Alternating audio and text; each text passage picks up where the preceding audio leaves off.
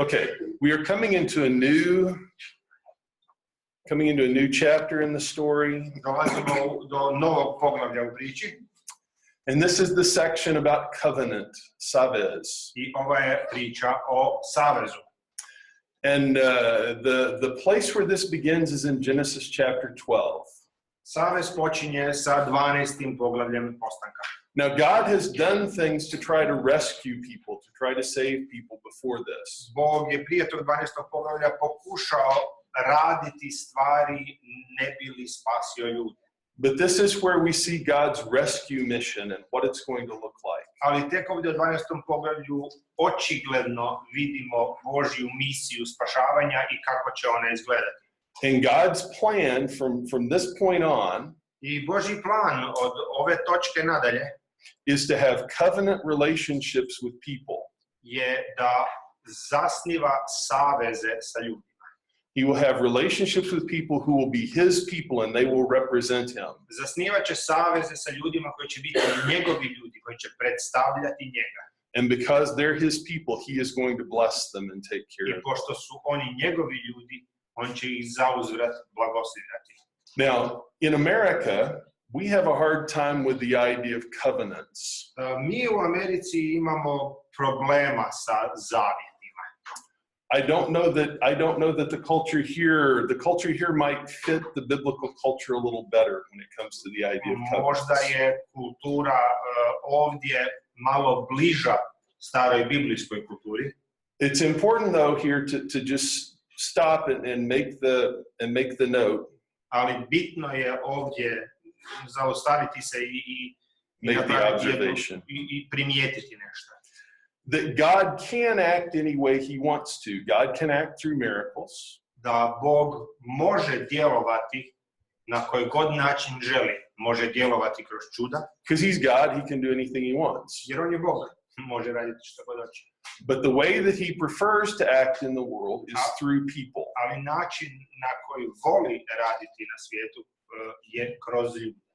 So there on the slide, God can act directly in the world, but he prefers to act through people. Znači, Bog može izravno djelovati u svijetu kroz čudesa, ali radije djeluje kroz ljude.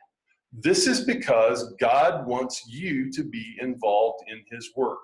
To je zato što Bog želi da ti budeš uključen u njegov rad. God doesn't just want you hanging on or following along. Bog ne želi da ti samo hodaš uz njega. God wants you to participate with him. Želi da sudjeluješ. God wants you to be his partner. Želi da budeš njegov partner. God wants you to be part of doing his work.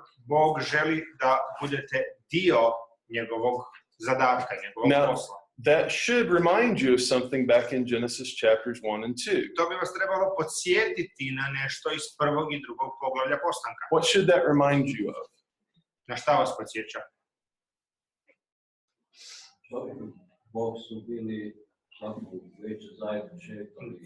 God and man were together every evening. They used to walk together. Yeah, their relationship, walking with God, being friends with God, that's part of what I'm looking for. Dakle, da, njihov odnos. And that's a good answer. Je dio toga što tražim.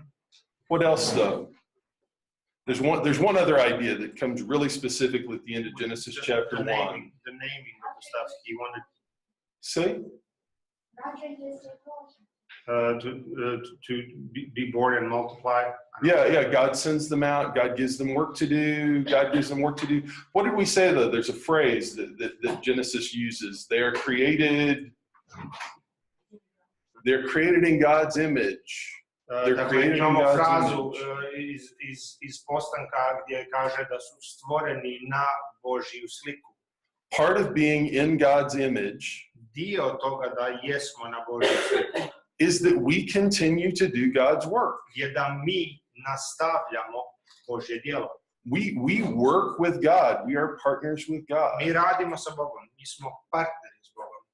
And when God is doing something around us, I kad Bog djeluje na nečemu oko nas, he wants us to be part of it. On želi da mi budemo dio toga. He wants us to work with him. Želi da radimo s njim. Because he created us in his image so that we would do that. Jer nas je stvorio na svoju sliku kako bismo mi to mogli raditi. Okay, let's talk about covenants. Pričajmo malo o savezima. The most important covenant God makes is with Abraham. Najveći savez, najvažniji savez koji je Bog učinio s Abrahamom. Now, he has made a covenant before with Noah. Prije toga je stvorio savez sa Noom. How many animals did Moses take on the ark? Koliko životinja je Mojsije odnio na arku? Moses didn't take animals on the ark. That was Noah. I always have to stop, though, because I always want to say Moses in the ark instead of Noah in the ark. Uvijek hoću reći Mojsije i arka, ne Noa i arka. But the most important covenant God makes is with Abraham.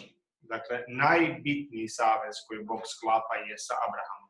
It's even more important than the covenant that he makes with Moses later on, which becomes the law for the Israelites. On je čak bitniji od saveza koji radi sa Mojsijem kasnije.